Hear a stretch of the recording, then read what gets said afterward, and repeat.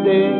त्रिधामत्रात्मिका स्थिता अर्धमात्रा स्थिता नित्या ज्ञानुच्चज्जा विशेषतः तमेव सा तंग सावित्री तंग देवी जननी परा। तयैव धर्यते सर्वं तयैतत्सृज्यते जगत् तयैतत्पल्लते देवी समक्ष्यन्ते च सर्वदा।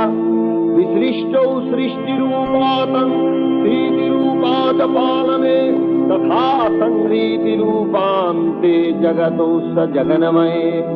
महाविद्या महामाया महामेधा महास्मृति महामहा च भवती महादेवी महासुरी।